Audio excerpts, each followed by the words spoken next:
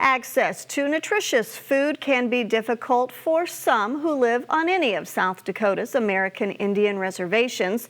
Pine Ridge is working to improve access to fresh produce through a program called the Lakota Food Sovereignty Coalition. Through outreach events and education, residents are being taught how to identify and use ingredients their ancestors would have once used. In addition, how to grow their own food. SDPB's Melissa Sievers has this report. Native communities are combining resources to improve access to nutritious foods. Digital forums allow for advocates to connect electronically and exchange ideas easily. Gathering people at a central table to explore concepts is even better when possible. Pine Ridge has a number of organizations working to improve access to fresh produce for the Oglala Lakota.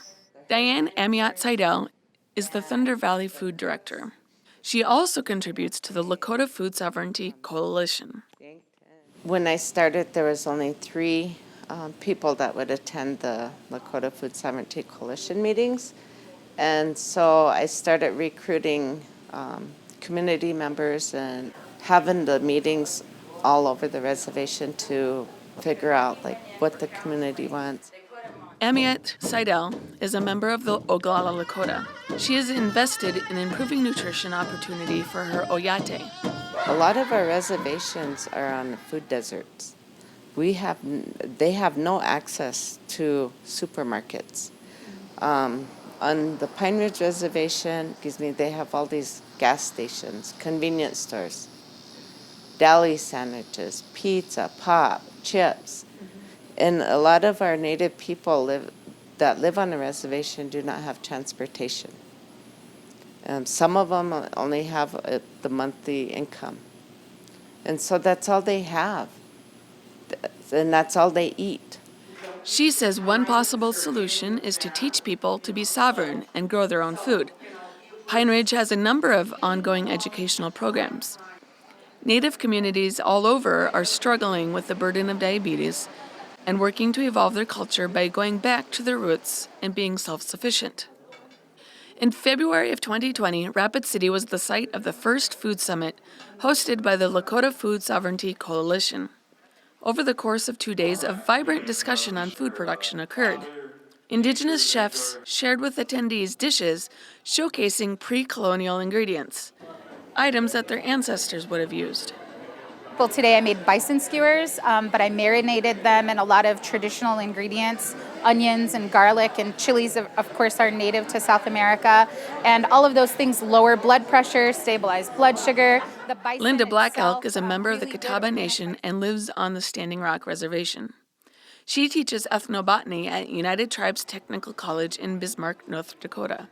The bison itself, really good organic bison, is just medicine for our bodies as well. You know, it's low fat and high in protein and really good for us. And so my philosophy on food is that food is medicine.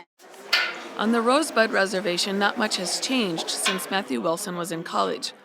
He is the Rosebud Economic Development Food Sovereignty Director.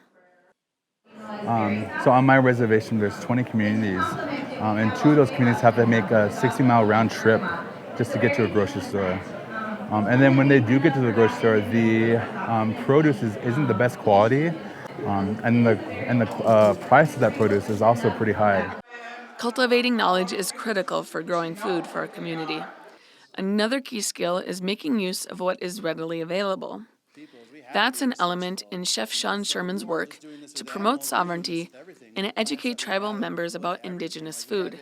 If we were looking at it using an indigenous perspective on food, we would be utilizing a lot of wild food in the area consistently throughout the year, and really creating a lot of sustainable diets, basically utilizing wild plants around us on top of agricultural pieces that we could be growing out in our communities. You know, we were focused on bringing out indigenous regional foods that happens to be extremely healthy. It's just like one of the best diets because it's low glycemic foods, there's a lot of plant diversity, there's low salts, there's low sugars. With the passion that we see, like if events like this, when we show people what's possible, people get really excited, and we can easily bring that excitement back onto tribal communities and create something that's uniquely theirs that can be really proud of. Like, we should be having wild teas at every offering, not giant things of orange drink and Kool-Aid and sugary stuff, right? We need to be Across the Northern Plains, trade routes allowed for the exchange of resources and passage of information between tribes. Modern exchanges of ideas occur at gatherings like this food summit. Through technology, networks created here can be maintained. Participants return home to continue discussion among their own tribes and share with those who weren't able to attend. Access to nutritious food lays the groundwork for economic success and improved community health.